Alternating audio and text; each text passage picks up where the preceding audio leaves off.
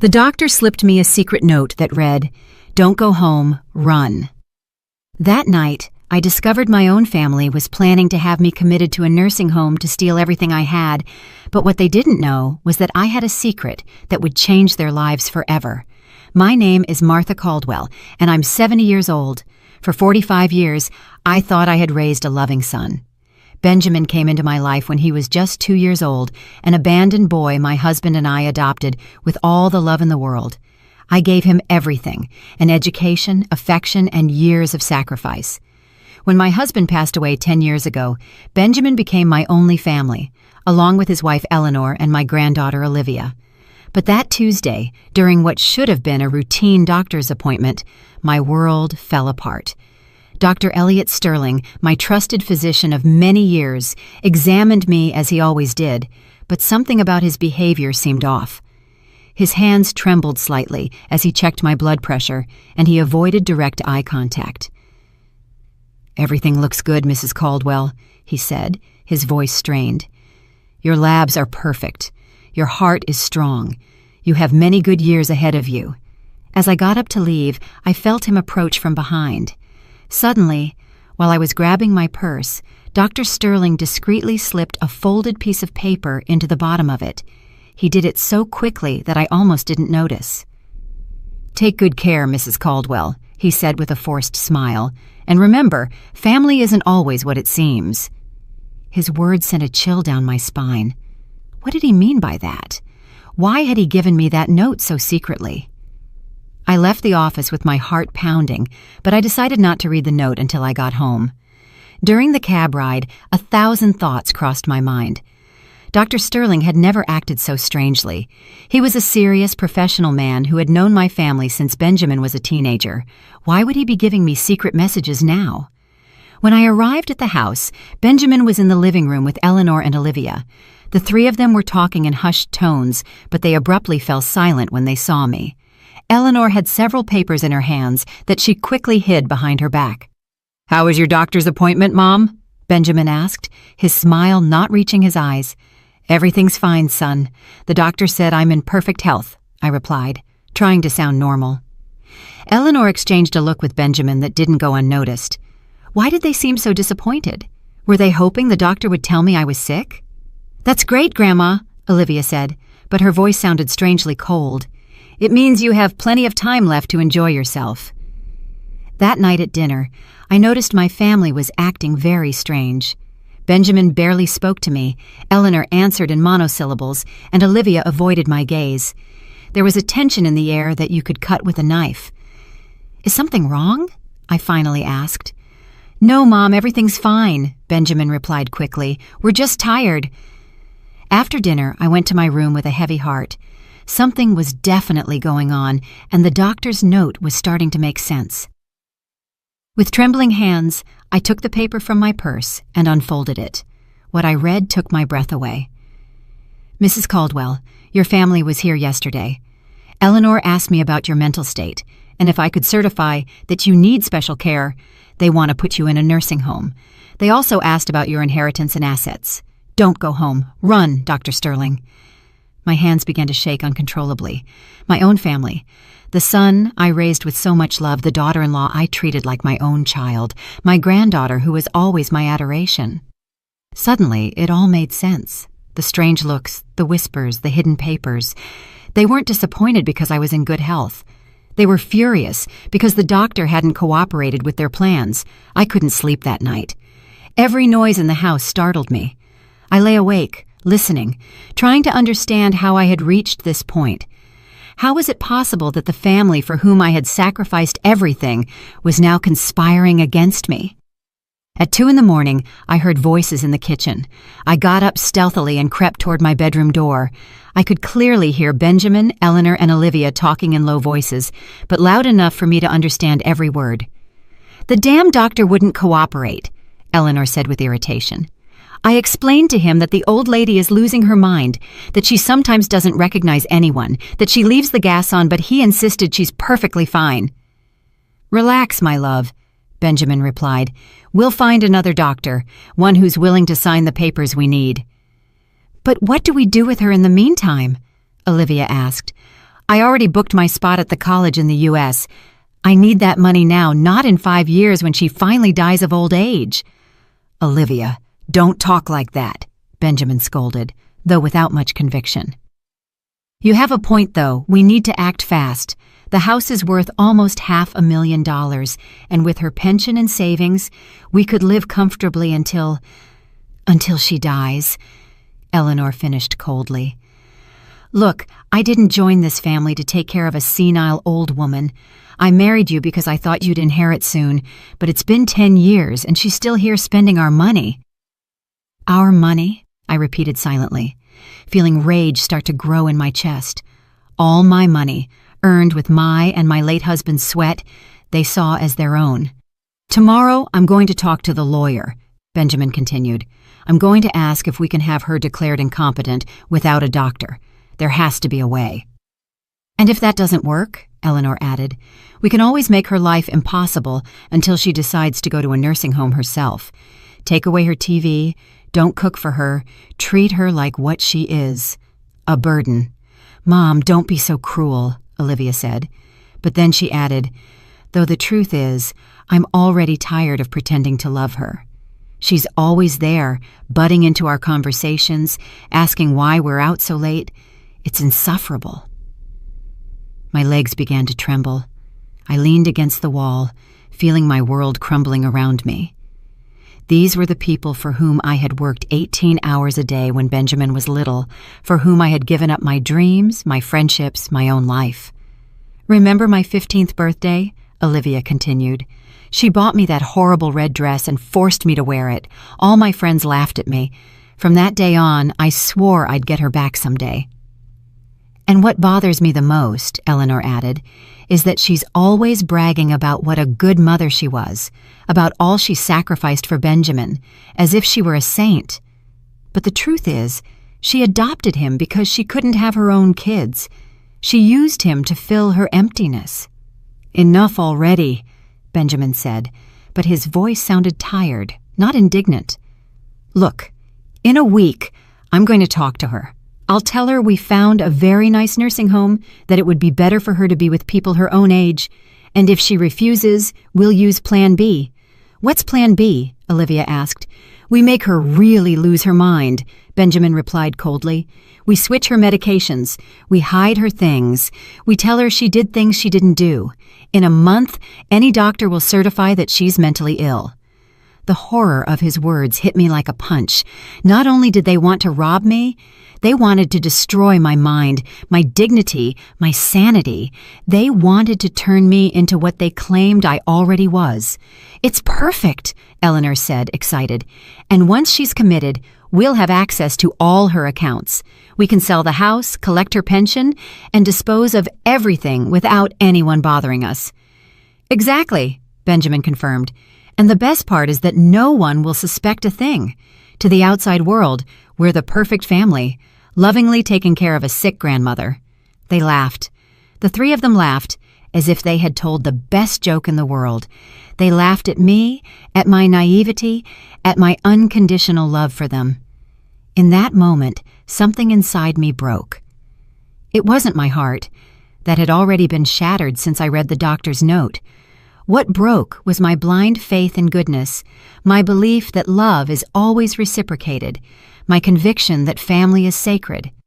"First thing in the morning, I'm going to make copies of all her cards," Eleanor whispered. "That way, we can spend a little at a time without her noticing." "Great," Benjamin approved. "And I'm going to go through all her papers. There has to be a will somewhere that we can modify." "Modify how?" Olivia asked. "Let's just say that Grandma, in her mental confusion, decided to leave everything to us because we're the only ones who care for her," Benjamin explained with a smile in his voice. "Dad, you're a genius," Olivia said admiringly. "But we have to be careful. What if someone suspects something?" "No one's going to suspect anything," Eleanor reassured her. "She has no friends, no family besides us. She's a lonely old woman who is completely dependent on us. Who's going to defend her?" They were right. I had no close friends. I had lost touch with most of them when I dedicated myself completely to taking care of Benjamin. I had no siblings. My parents had passed away years ago. I was completely vulnerable. But what they didn't know, what they had never bothered to find out, was that I had a secret that would completely change the balance of power in this situation. When my husband died, he left me with more than just love and memories. He left me with an inheritance I had kept hidden all these years. $2.2 million in an offshore bank account that only I knew about, in addition to 3 properties overseas that he had bought as investments. I never told Benjamin about it because I wanted to be sure he loved me for who I was, not for what I had. I wanted him to build his own life, to be independent, but now I realized I had been a fool. He had never loved me. He had just been patiently waiting for me to die so he could inherit the little he thought I had. "Well," Benjamin said finally, "I think we're all clear. Tomorrow, we put the plan in motion. And remember, in front of her, we have to keep being the loving family we've always been." "Of course," Eleanor replied. "I'm an excellent actress. I can fake loving her for a little while longer." I heard their footsteps retreating toward their rooms. I stayed there, frozen, with the doctor's note clutched in my hand. He was right. I had to run. But I wasn't going to run like a scared victim. I was going to run like a woman who had just woken up from a 45-year-long dream. I was going to run to plan the most perfect revenge they could ever imagine. I spent the rest of the night planning. I didn't sleep for a minute, but for the first time in months, I felt completely awake. I knew I had to act fast and intelligently. They had underestimated the senile old lady, but they would soon discover they had woken up the wrong woman. At 5 a.m, when I was sure everyone was asleep, I silently took out my smallest suitcase and packed only the essentials: personal documents, a few changes of clothes, my medications, and most importantly, the little notebook where I had written down all the details of my secret accounts. Before leaving, I decided to do something that would give me an advantage in the future. I took out my phone and activated the voice recorder. Then I pretended I had forgotten something and walked back through the house, making sure to pass near Benjamin and Eleanor's room. As I expected, they were already awake, whispering about their plans for the day. Eleanor was talking about making copies of my cards, while Benjamin mentioned his appointment with the lawyer to ask about the declaration of incompetence. "Do you think she suspects anything?" Eleanor asked, worried. "Impossible," Benjamin replied. "She's too old and trusting. Besides, what could she do? She has nowhere to go. She has no money of her own. She has no friends. We're all she has." "It's pathetic," Eleanor added with contempt. "A 70-year-old woman who is completely dependent on us. Sometimes I feel sorry for her, but then I remember she chose this life. She could have remarried after her husband died, but she chose to stay here being the perfect grandmother. And now she's going to pay for that decision," Benjamin concluded coldly. Perfect. I had recorded enough material to sink them. After that, I put the phone away and finished getting ready to leave. I left a note on the kitchen table that said, "Gone to run some errands. I'll be back later, Martha." I knew they wouldn't suspect a thing. After all, a senile old woman going on a strategic escape wasn't a possibility they had considered. I took a cab to the nearest bank. It was Wednesday morning, and I knew I had a few hours before my family would realize something was wrong. At the bank, I withdrew a considerable amount of cash and verified that my secret accounts were intact. The teller, a young woman named Patricia, looked at me with curiosity when I asked to withdraw $5,000 in cash. "Are you sure, ma'am?" "That's a considerable amount to carry around in cash," she said with genuine concern. "Completely sure," I replied firmly. "I have some personal matters to take care of." After the bank, I took another cab to the most elegant hotel in the city. I knew I needed a place where I would feel safe while planning my next moves. The Grand Imperial Hotel was perfect, discreet, comfortable, and with services that would allow me to maintain my privacy. "How long will you be staying with us?" The receptionist, an elegant woman in her 40s, asked me. "I'm not sure," I replied. "It could be a week, it could be several months. It depends on how certain family matters unfold." She nodded with professional understanding and assigned me a suite on the 10th floor. As I went up in the elevator, I felt a mix of terror and excitement. For the first time in decades, I was making decisions just for myself. The suite was beautiful, spacious, with a view of the city, elegantly decorated, and equipped with everything I needed. I sat on the living room sofa and for the first time since the night before, allowed my emotions to overwhelm me. I cried. I cried for the 45 years I had dedicated to raising a son who saw me as an obstacle. I cried for the humiliations I had endured without realizing it. I cried for the woman I had been before I became the perfect grandmother they despised. But after crying, I wiped away my tears and began to plan. I took out my notebook and started making a list of everything I needed to do. First, contact my financial advisors overseas to activate my accounts. Second, hire the best lawyer in the city. Third, find a private investigator who could help me document everything my family had done and was planning to do. At 2 p.m, my phone started to ring. It was Benjamin. "Mom, where are you?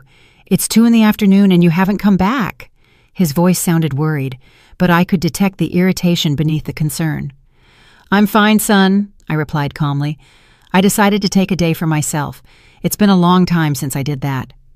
"A day for yourself? What does that mean? Where exactly are you?" Now his voice was clearly annoyed. "I'm in the city taking care of some things I needed to do," I lied partially. "Don't worry, I'll be back when I'm finished." "Mom, this isn't like you. You always let us know where you're going. Eleanor is worried, and so is Olivia. We need to know where you are." For the first time in years, I detected something in his voice that surprised me. Panic. He wasn't worried about my well-being. He was worried because he had lost control over me. "You know what, Benjamin?" I said with a calmness that surprised me. "I'm 70 years old. I think I'm old enough to make my own decisions about where to go and what to do." There was a silence on the other end of the line. "Mom, you're scaring me. You don't sound like yourself." "Are you taking your medications?" he asked. And in that question, I could hear the beginning of their strategy. He was already planting the seed that I was not mentally well. "I'm perfectly fine, son. I've never been better," I replied and hung up. I immediately turned off my phone. I knew they would call me obsessively, and I needed peace to do what I had to do. That afternoon, I hired the most prestigious law firm in the city. The head attorney, a man in his 50s named Dr. Graham Montgomery, received me personally when I mentioned the amount of money I was willing to pay for his services. "I need complete legal protection," I explained. "My family is trying to have me declared incompetent to take control of my assets, but I have recordings that prove it's a conspiracy." Dr. Montgomery listened carefully as I played the recordings I had made that morning. His expression grew more and more serious. "Mrs. Caldwell, this is very serious," he said finally. "What your family is planning constitutes elder abuse, conspiracy to commit fraud, and potentially forgery of documents. We could prosecute them criminally." "That's exactly what I want," I replied with determination. "But I need to do it strategically. I want them to pay, but I want it to be in the most painful way possible for them." Dr. Montgomery smiled. It was the smile of a man who had found a case he liked. "Mrs. Caldwell, I think you and I are going to work very well together," he said. "I'm going to assign my best team to your case, but I need you to tell me everything, absolutely everything." I told him about adopting Benjamin, about my husband, about the years of sacrifice, about the secret inheritance, about everything. Dr. Montgomery took notes carefully. "Do you know exactly how much money you have in your secret accounts?" he asked me. $2.2 million in cash, plus 3 properties overseas that are worth approximately $1.5 million more, I replied. Dr. Montgomery stopped writing and looked at me with renewed respect. "Mrs. Caldwell, you are not just a victim of family abuse. You are a very powerful woman who has been underestimated by her family. We are going to use that power to teach them the lesson of their lives." For the first time in days, I smiled genuinely. The war had begun, but now I had the right weapons. That night, from the comfort of my hotel suite, I turned on my phone to check my messages. I had 37 missed calls from Benjamin, 15 from Eleanor, and 8 from Olivia. The text messages were becoming more and more desperate. "Mom, please answer. We are very worried." "Martha, if you don't respond, we're going to call the police." "Grandma, where are you? Dad says you're going to get into trouble." I decided to reply only to Benjamin. "I'm fine, don't worry. I'll come back when I'm ready." The response came immediately. "Mom, this isn't normal. You need to come home now. Eleanor made your favorite dinner." His favorite dinner. As if after 45 years, he didn't know that Eleanor had never cooked anything special for me. It was another lie, another manipulation. The next day, Dr. Graham Montgomery called me early. "Mrs. Caldwell, I have some interesting news. My private investigator has already started working on your case and has discovered something important. Your daughter-in-law, Eleanor, has been using your personal information to apply for credit cards in your name for the past 6 months." "What?" I exclaimed, feeling indignation grow in my chest. "She has 5 credit cards that you never authorized, with an accumulated debt of $43,000. Purchases at luxury stores, expensive restaurants, even a trip to the Florida Keys last month," the lawyer explained. "But I never went to the Florida Keys," I said, confused. "No, ma'am, they went. Your family took a week-long vacation using your money while they told you they were going to visit Eleanor's sick mother." The memory hit me like a slap. I remembered that week perfectly. Eleanor had cried, saying her mother was very ill and they needed to go and take care of her urgently. I had given them money for the trip, in addition to what they had already stolen with the fake credit cards. "Dr. Montgomery, what else did your investigator discover?" I asked, fearing the answer.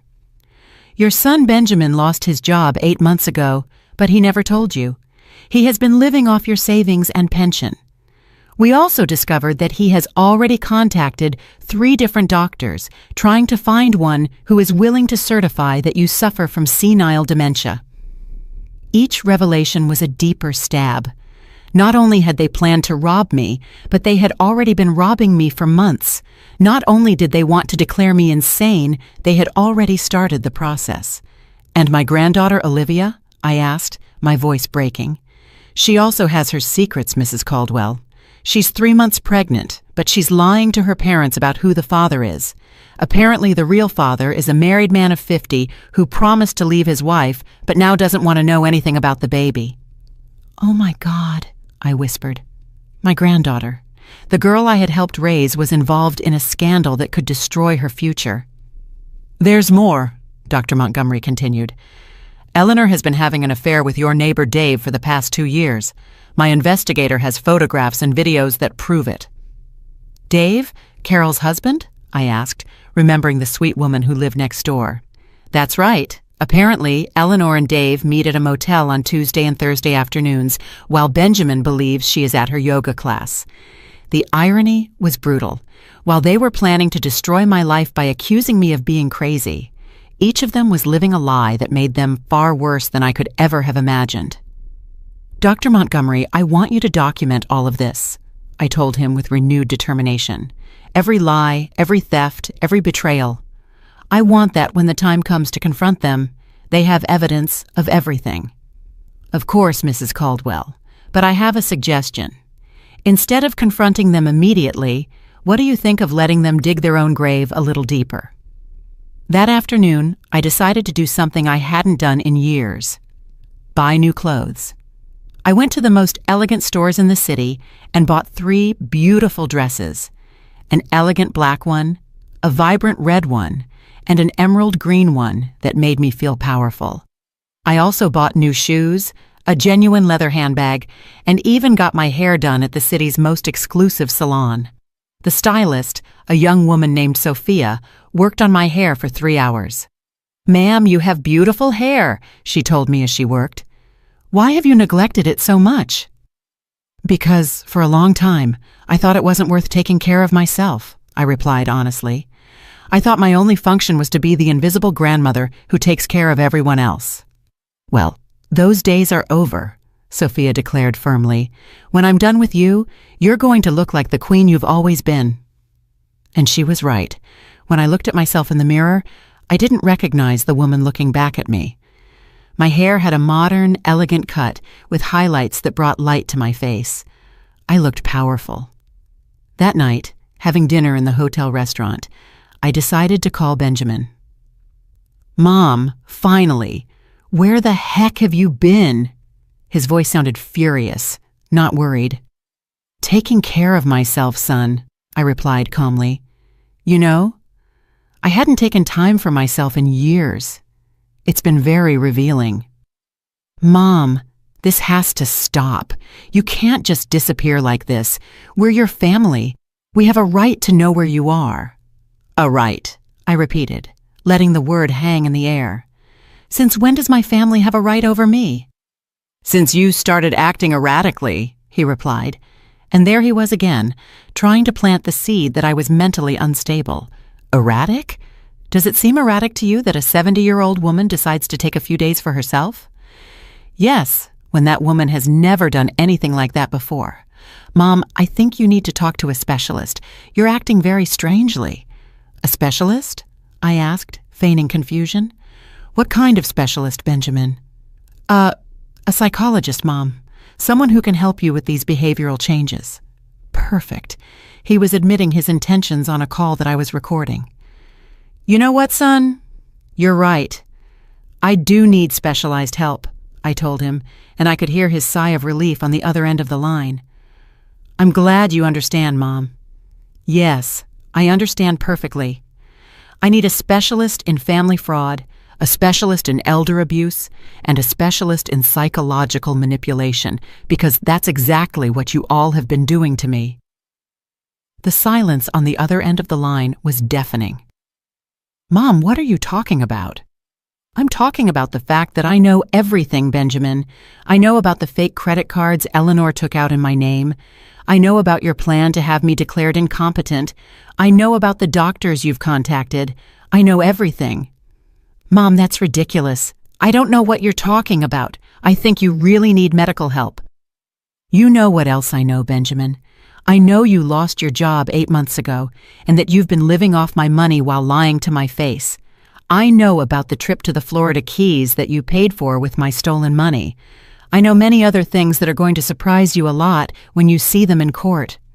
"You're delirious," he said, but his voice no longer sounded sure. "Delirious?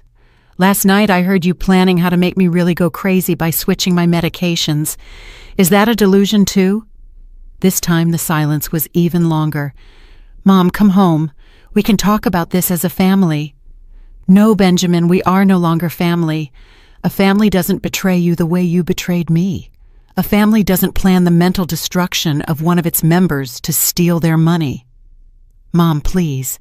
What I am going to do is give you one chance, just one chance, to confess everything, apologize genuinely, and return every penny you have stolen from me.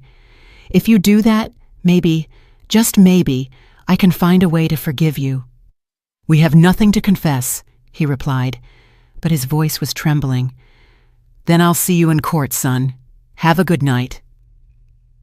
I hung up the phone, and for the first time in days, I felt completely at peace. The war had been officially declared, and I had all the weapons. The following days were an emotional roller coaster. My phone wouldn't stop ringing with desperate calls from my family. First, they tried the love tactic. Crying messages from Olivia saying how much she missed me. Broken voices from Eleanor asking for forgiveness for any misunderstandings. And pleas from Benjamin begging me to come home to clear things up. When that strategy didn't work, they switched to fear and intimidation. Benjamin left me a voice message that said, "Mom, if you don't come back immediately, we're going to have to take legal measures to protect you from yourself. Your erratic behavior is forcing us to consider legal guardianship." But Dr. Graham Montgomery had prepared me for this. "Mrs. Caldwell, let them file the petition for guardianship," he advised me during one of our meetings. "It will be the best evidence we could have of their true intentions. Besides, we already have 3 independent psychiatrists who have certified that you are in perfect mental condition." Meanwhile, my private investigator had been very busy. Every day I received new reports that left me more surprised than I thought possible. Mrs. Caldwell, he told me during our Friday meeting, your family has dramatically accelerated their plans since you disappeared. Yesterday, Benjamin went to your bank trying to access your accounts, saying that you had suffered a psychotic episode and that he needed to temporarily handle your finances. And what did the bank tell him? I asked. Fortunately, the bank manager is very professional. He told Benjamin that he would need official legal documentation to make any changes to your accounts. But Benjamin insisted so much that they had to ask him to leave. There's more. Yes, Eleanor has been selling your belongings. Yesterday, I saw that she posted several of your antique furniture pieces on an online sales page. She also tried to sell your jewelry collection to a pawn shop, but the appraiser refused because the pieces obviously belonged to an older person, and Eleanor couldn't prove she had authorization to sell them. My heart pounded. Those jewels were gifts from my late husband, unique pieces he had collected over decades. And my granddaughter Olivia? I asked with a lump in my throat. She has been the most active of all. She's been telling her friends that you are suffering from advanced Alzheimer's and that the family is considering having you committed. She has also been using this story to borrow money from several acquaintances, saying she needs funds to pay for her grandmother's medical care. Each revelation was more painful than the last. Not only were they stealing from me, they were destroying my reputation and using my supposed illness to manipulate other people. But here's the most interesting part, the investigator continued. Last night, the three of them had a meeting at your house with a man our sources identified as Paul Hayes, a document forger known in the city's criminal underworld. A forger? I asked, feeling my blood run cold.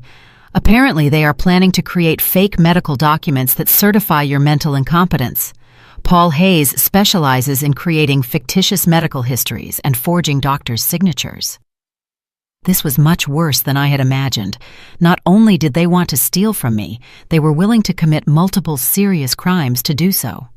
Dr. Montgomery, I said over the phone that same afternoon, I think it's time to accelerate our plans. If we wait any longer, they're going to have fake documents that could complicate things. I agree, Mrs. Caldwell. Are you ready for Phase 2 of our plan? Phase 2 was brilliant in its simplicity. Instead of confronting them directly, we were going to let them incriminate themselves publicly. On Monday morning, I got dressed in my new elegant black dress, put on my best jewelry, and headed to the city's most prestigious real estate office. I had made an appointment to view luxury properties, specifically homes worth over $1 million. Mrs. Caldwell, the real estate agent, a dapper man named Rick, greeted me. It's a pleasure to meet you. I understand you're interested in acquiring a high-value property. That's right, I replied with confidence. I'm looking for a house that reflects my new stage of life, something elegant, modern, with good security. Perfect. I have 3 properties that might interest you. What Rick didn't know was that my private investigator had coordinated everything perfectly. At 11 in the morning, exactly when we would be viewing the second property, Benjamin, Eleanor, and Olivia would coincidentally appear at the same real estate office. We were in the middle of a visit to a spectacular mansion when I heard familiar voices at the main entrance. Excuse me, I said to Rick. I think some acquaintances just arrived. When we went down to the main lobby, there they were, the 3 of them, dressed in their best clothes, talking to another real estate agent.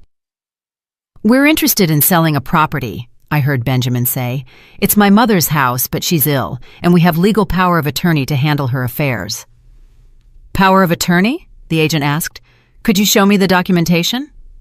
Well, we're still processing the official papers, Eleanor replied nervously. But it's just a matter of days. We want to get a head start on the appraisal process. Hello, family, I said loudly from the stairs. The 3 of them turned around at the same time, and their faces of horror were worthy of a movie. Benjamin turned pale. Eleanor's mouth opened without making a sound, and Olivia literally took a step back. Mom? Benjamin stammered. What are you doing here? The same thing you are, apparently, I replied calmly as I walked down the stairs. Although I'm buying, not selling. Rick, my real estate agent, approached with a professional smile. Do you know these people, Mrs. Caldwell? Unfortunately, yes, I replied. This is my family, or at least that's what I thought until recently. Mom, we need to talk, Benjamin said, trying to sound authoritative, but failing miserably. About what, Benjamin? About how you were planning to sell my house without my authorization? About the fake documents you're processing? Or about the power of attorney you just mentioned that doesn't exist? The other real estate agent looked confused and clearly uncomfortable. Excuse me, he interrupted, but if there is a legal conflict over the property, we cannot proceed with any appraisal until it is resolved. There's no conflict, Eleanor said desperately. It's just that she hasn't been right in the head lately. I'm not right in the head, I repeated loudly, making sure everyone in the office could hear. Is that why I'm here buying a $1.5 million house with my own money? Rick's jaw dropped. $1.5 million? Olivia whispered. Oh yes, dear granddaughter, I said with a sweet smile. It turns out your senile grandmother has a lot more money than you thought. I took out my phone and dialed Dr. Montgomery's number. Doctor, I'm at Richards & Associates Realty. My family is here trying to sell my property without authorization and claiming they have power of attorney over my affairs. Could you send someone from your office to document this situation? Of course, Mrs. Caldwell. Someone will be there in 15 minutes. I hung up and looked at my family with a calmness that surprised me. Now we're going to wait for my lawyers to arrive, I announced, and they're going to explain to everyone here exactly what legal documents you have, how you obtained them, and why you believe you have the right to sell my property. Benjamin tried to approach me. Mom, this is a misunderstanding. We can solve it at home. No, I said firmly, taking a step back. There is nothing left to solve at home. I no longer have a home, at least not with you in it. Eleanor began to cry, but they were tears of panic, not sadness. Martha, please, we're family. Everything we've done has been for your own good. For my own good? I asked, raising my voice. Stealing my money with fake credit cards was for my own good? Planning to forge medical documents was for my own good? Hiring a criminal to fake my medical history was for my own good? Each accusation fell like a bomb in the lobby of the real estate office. The other clients and employees had stopped to listen, and I could see the expressions of horror and disgust on their faces. We don't know what you're talking about, Olivia lied desperately. You don't? I took out my phone and played one of the recordings I had made. Benjamin's voice filled the space. We make her really lose her mind. We switch her medications. We hide her things. We tell her she did things she didn't do. In a month, any doctor will certify that she's mentally ill. The silence in the real estate office was deafening. I could see how the faces of the employees and clients were filled with indignation and repugnance. That recording is illegal, Eleanor yelled hysterically. Not in this state, I replied calmly, and definitely not when it's recorded to prevent a crime that is being planned. At that moment, 2 lawyers from Dr. Montgomery's firm arrived along with a public notary. Mrs. Caldwell, we are from the Montgomery and Associates firm. We understand there are some people here who claim to have legal authority over your affairs. That's right, I replied. I would like you to officially document that these 3 people have no legal power over me, my properties, or my finances, and that any attempt to exercise such authority constitutes fraud. One of the lawyers addressed Benjamin. Sir, could you show me the documentation that supports your authority to sell Mrs. Caldwell's property? Benjamin opened and closed his mouth like a fish out of water. We're in the process of... In other words, they don't have any documentation, I declared, because they don't have any authority. What they do have is a criminal plan to steal everything I own. The public humiliation at the real estate office was just the beginning. When we left the building, my family followed me to the street, alternately yelling and pleading. Mom, wait! Benjamin shouted. Can't we fix this? It's all been a terrible misunderstanding. Grandma, please, Olivia cried. I love you. You can't do this to us. Eleanor, for her part, had completely changed her strategy. She no longer feigned love or concern. You're a bitter old woman, she shouted at me as I got into my cab. You've used us all these years. Benjamin gave you the best years of his life, and this is how you repay him? The best years of his life? I turned toward her from the cab window. Do you mean the years I worked 18 hours a day to support him? The years I gave up my career, my friends, my social life to raise him? Those years? You chose to adopt him, Eleanor replied with venom in her voice. No one forced you, and now you pretend we owe you eternal gratitude? I don't pretend you owe me gratitude, I replied with a deadly calm. I just pretend that you don't steal from me, that you don't betray me, and that you don't plan to drive me crazy to get my money. Apparently, that was too much to ask. I told the cab driver to start the car, leaving my family shouting on the curb. That afternoon, Dr. Montgomery summoned me to his office for an urgent meeting. Mrs. Caldwell, I have extraordinary news, he said, with a smile I hadn't seen before.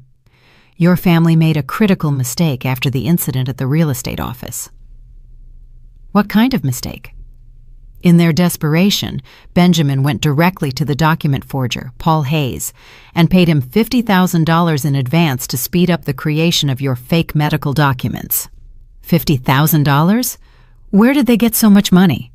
From the credit cards they took out in your name. And apparently, Eleanor sold her car. But here's the best part. Paul Hayes is an FBI informant. He has been collaborating with the authorities for the past 6 months to dismantle a document fraud ring. I was speechless for a moment. You mean that your family is not only being investigated for family fraud, but they are now under federal investigation for conspiracy to commit medical document fraud. The FBI has audio and video recordings of the entire transaction.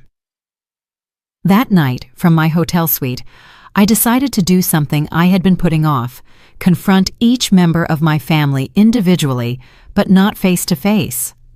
I had something much more powerful in mind. I opened my laptop and created an account on the country's most popular live streaming platform. My title was simple but effective. A Grandma Tells the Truth About Her Family. At 8 at night, I started my first live stream. At first, there were only 3 viewers, but to my surprise, the number began to grow rapidly. Good evening, I began, looking directly at the camera. My name is Martha Caldwell. I'm 70 years old, and tonight I'm going to tell you a story that will change the way you see perfect families. In 20 minutes, I had over 500 viewers. By the end of the hour, there were over 3,000. I told them everything, from Benjamin's adoption to the secret note from Dr. Sterling, from the fraudulent credit cards to the plans to drive me crazy. I played the recordings, showed the documents I had compiled, and explained each betrayal in precise detail. The live comments were overwhelmingly supportive. What a horrible family. Mrs. Caldwell, you are a warrior. Sue them. Make them pay for everything. My grandmother went through something similar. Thank you for being so brave. But what really changed everything was when, in the middle of my stream, I received a live call. It was Olivia. Grandma, please turn off that stream, she pleaded. You're ruining our lives. I'm ruining your lives? I repeated so that all the viewers could hear. Don't you think you all ruined mine first? Grandma, everyone is watching us. My friends, my teachers, the whole school. I can't even leave the house. And how do you think I would feel if you had me committed to a nursing home against my will, declared mentally incompetent, and stole all my money? That was never going to happen. We were just exploring options. Exploring options? I shouted, for the first time in days losing the composure I had maintained. Olivia, I raised you since you were a baby. I changed your diapers. I took you to school. I took care of you when you were sick, and you were there smiling while your parents planned to destroy me. The silence on the other end of the line was deafening, but the live comments exploded. Tell her the truth! This girl is shameless. Mrs. Caldwell, don't let her manipulate you. Grandma, Olivia finally said in a broken voice, I need money for college and for other things. You thought what, Olivia? You thought I was your personal bank? You thought you could collaborate on a plan to drive me crazy and then use my money to pay for your studies? It's not like that. Then how is it? Explain it to the 4,000 people who are watching us right now. Explain to them why you told your friends you needed to borrow money to pay for my medical care while I was perfectly fine. Another silence. Then barely audible, "How do you know that?" "Because I'm not the senile old woman you think I am. I know everything, Olivia. Everything, including things about you that your parents don't know." "What? What things?" "Things that could ruin your future much more than this stream could." She hung up immediately, but the damage was already done. The viewers had heard my granddaughter implicitly admit that she knew about the plans against me. 5 minutes later, my phone rang again. This time it was Benjamin, and he sounded absolutely furious. "Mom, turn off that stream right now!" he roared. "Hello, Benjamin," I said sweetly. "Do you want to talk to the 5,000 people who are watching us?" "This is defamation. I'm going to sue you for slander." "Slander? Is it slander to play audio recordings where you all plan to drive me crazy? Is it slander to show bank statements that prove you've been stealing from me for months? Those recordings are illegal." "Not in this state, son, and definitely not when they're made to prevent a crime. But tell me, do you want to explain to all these viewers why you paid a document forger $50,000 yesterday afternoon?" The silence was so long I thought he had hung up. How do you know that?" "Because Paul Hayes is an FBI informant. Benjamin, congratulations. Now you're not only being investigated for family fraud, but for federal conspiracy." "You're lying. Want to bet? Check the news tomorrow morning. Or better yet, wait for the federal agents to knock on your door." The live comments went wild. "FBI, FBI, FBI. This family is going to jail. Mrs. Caldwell is a detective. Justice for Grandma." "Mom," Benjamin said in a broken voice, completely different from his fury before. "Please, stop this. We can still fix it. We're family, aren't we?" "Benjamin," I replied with genuine sadness, "a family doesn't betray. A family doesn't steal.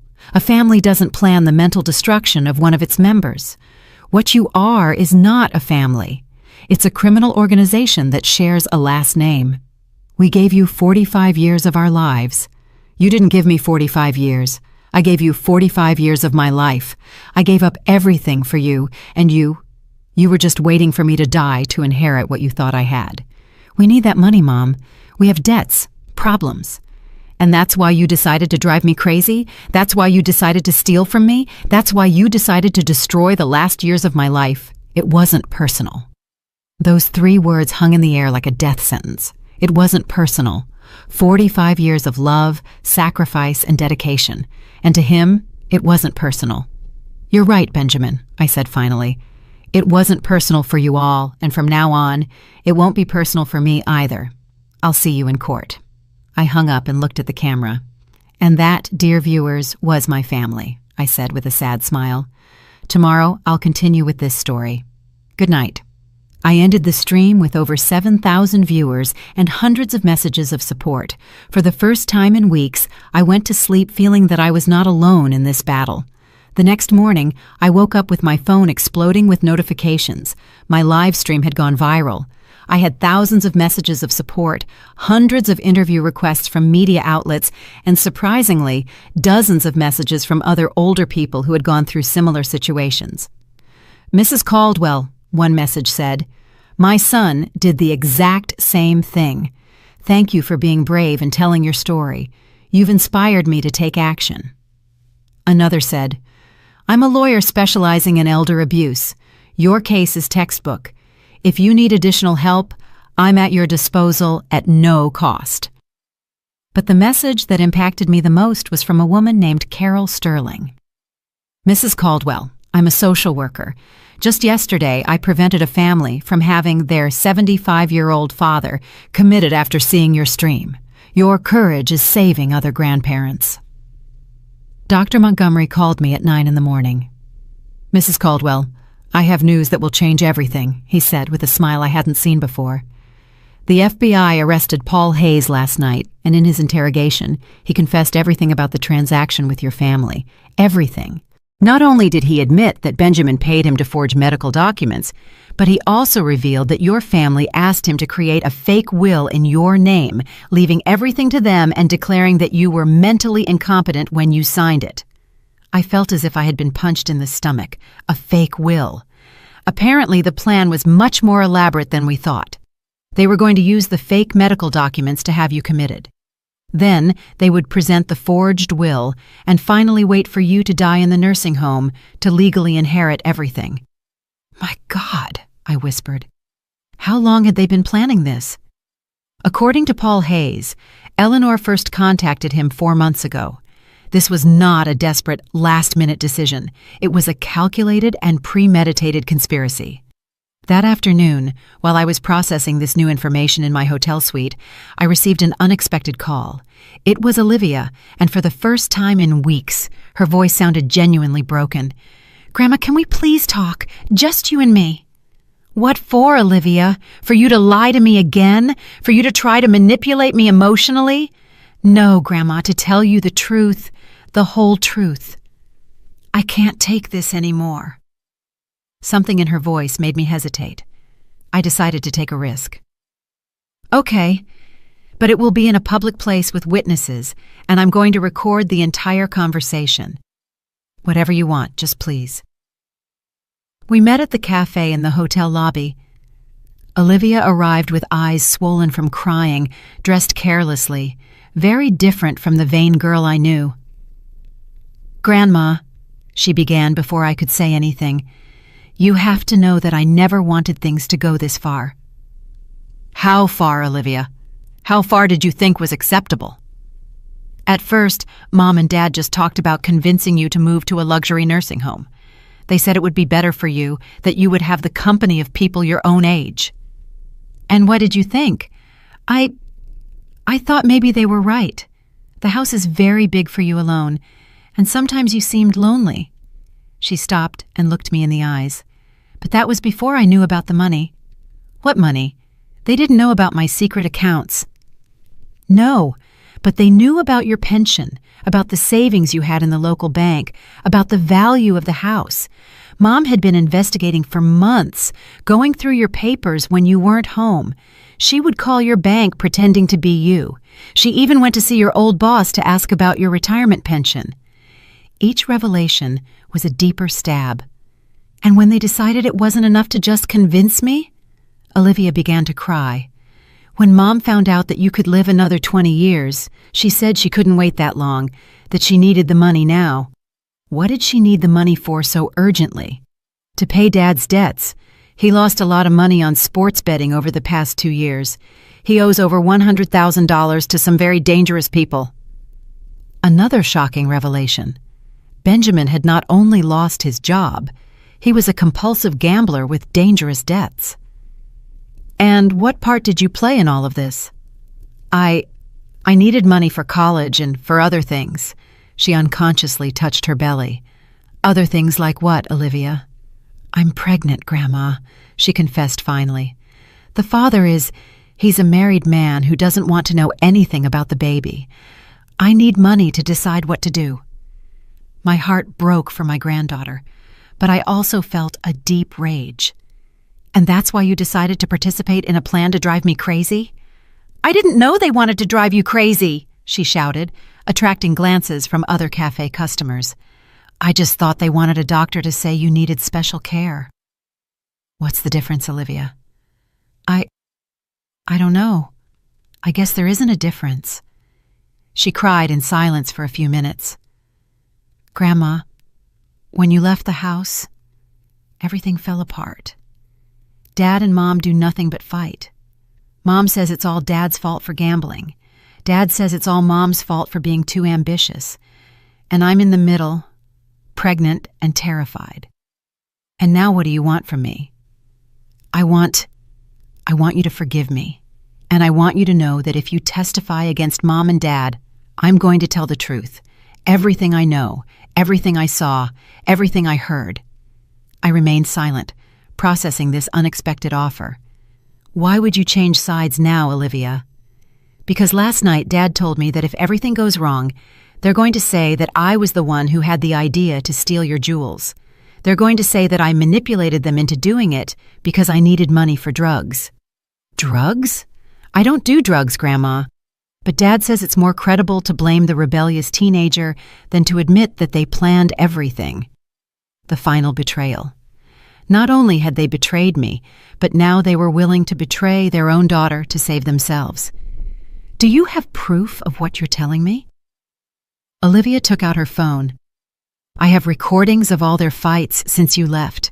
I have text messages where they plan to blame me. I have videos of Mom counting the money she got from selling your jewels. Why did you record all of that? Because a week ago, I realized that when all this is over, they're going to abandon me too. I'm underage, I'm pregnant, and I have no money. They're going to need a scapegoat, and that scapegoat is going to be me. I looked at her intently, trying to determine if this was another manipulation or if I was finally hearing the truth. Olivia, if you decide to testify against your parents, your life will change forever. Your relationship with them will be completely over. My relationship with them is already over, Grandma, from the moment they decided to use me as part of their plan against you, and then decided to sacrifice me to save themselves. And what do you want in exchange for your testimony? I want you to help me finish high school. I want you to help me make the right decision about my pregnancy. And I want you to teach me how to be a strong woman like you. For the first time in weeks, I felt a spark of the old connection I had had with my granddaughter. Olivia, if you do this, if you help me get justice, I'm not only going to help you with high school and with your situation. I'm going to teach you something much more valuable. What? I'm going to teach you that real family is not defined by blood, but by loyalty, respect, and genuine love. And that sometimes protecting yourself means moving away from toxic people, even if you share their last name. Olivia extended her hand across the table. Deal, Grandma. I shook her hand, knowing that this moment would mark the beginning of the end for Benjamin and Eleanor. Deal, my girl. But now you're my ally, and allies protect each other. Are you ready for that responsibility? More ready than I've ever been for anything in my life. The day of the trial came faster than I expected.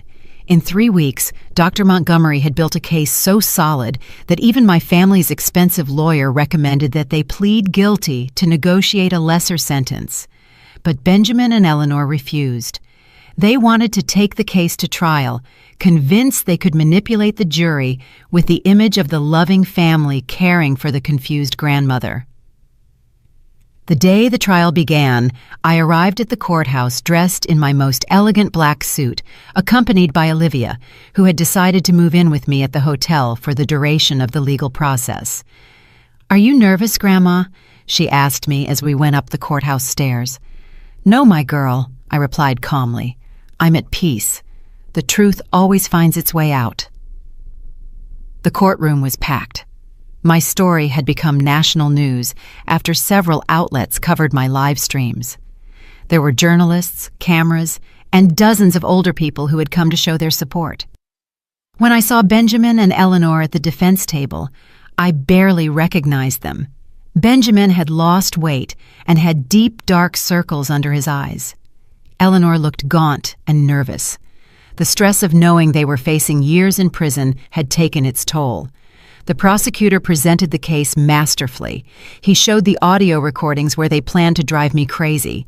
He presented evidence of credit card fraud. He explained the conspiracy with the document forger and finally showed the proof of the fraudulent mortgage on my house. But the most shocking moment came when Olivia took the stand as a witness for the prosecution. Ms. Caldwell, the prosecutor asked her, can you tell us what you heard when your parents discussed their plans for your grandmother? With a firm, clear voice, Olivia narrated every conversation, every plan, every betrayal. She described how they had planned to switch my medications, how they had calculated how much money they would get from my death, and how they had decided to blame her if everything went wrong. When she finished testifying, the silence in the courtroom was deafening. I saw several members of the jury wiping tears from their eyes. The defense attorney tried to discredit Olivia, suggesting she was lying to get money from me. "Ms., isn't it true that you're pregnant and need money?" he asked aggressively. "Yes, I'm pregnant," Olivia replied with dignity. "And yes, I need help, but I'm not lying to get it. I'm telling the truth because it's the right thing to do." "And isn't it convenient that your grandmother promised to help you financially in exchange for your testimony?" "My grandmother didn't promise me money in exchange for my testimony," Olivia replied firmly. "She promised me support because I finally had the courage to do the right thing. There's a difference." When it was my turn to testify, I took the stand feeling the weight of all the eyes in the courtroom on me. "Mrs. Caldwell," the prosecutor asked me, "can you tell us how you felt when you discovered your family's plans?" "I felt like I had lived a lie for 45 years, I replied. "They didn't just betray me. They made me question every moment of love I thought I had shared with them. They made me wonder if I was ever anything more than an obstacle between them and my money. And how do you feel now?" "Now I feel free," I said, looking directly at Benjamin. "Free from the lies, free from the manipulation, and free from the obligation to love people who never truly loved me." The defense attorney tried to make me look like a vengeful, wealthy woman who was exaggerating the situation. "Mrs. Caldwell, isn't it true that you have millions of dollars that you never mentioned to your family?" "It's true that I have resources they were unaware of," I admitted. "But those resources do not justify conspiring to drive me crazy, stealing my identity, or forging legal documents." "Don't you think your family deserved to know about that money?" "Deserved? Why? For planning my forced commitment? For stealing from me for months? For betraying me in the cruelest way possible?" The trial lasted 5 days. In the end, the jury deliberated for just 2 hours before returning with a unanimous verdict: guilty on all counts. Benjamin was sentenced to 12 years in prison for conspiracy, fraud, forgery of documents, and elder abuse. Eleanor received 10 years for the same charges, plus additional charges for mortgage fraud. When the judge read the sentences, Eleanor broke down crying. Benjamin simply stared ahead with an empty expression. After the trial, as we were leaving the courthouse, a reporter asked me, "Mrs. Caldwell, do you feel that justice was served?" "I feel that legal justice was served," I replied. "But the real justice was discovering who I truly was before it was too late to enjoy the rest of my life." 6 months later, I bought a beautiful house on the outskirts of the city. It's smaller than my old house, but it's full of light and has a lovely garden where Olivia and I spend our afternoons. Olivia finished high school with honors and decided to keep the baby.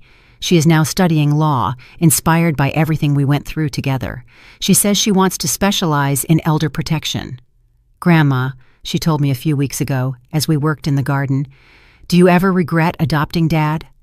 "I don't regret adopting him," I replied, caressing the flowers we had planted together. "I only regret not having understood sooner that kindness should never be practiced at the cost of self-destruction." "And what did you learn from all of this?" "I learned that real family is not defined by blood or shared years. It is defined by mutual respect, genuine loyalty, and unconditional love. I learned that it is better to be alone with dignity than to be accompanied by betrayal. And I learned that it is never too late to start over. Now, at 71 years old, I am living the fullest life I have ever had. I travel, I read, I have new friends, and above all, I have a genuine relationship with my granddaughter, who has become the daughter of my heart that I always wanted to have.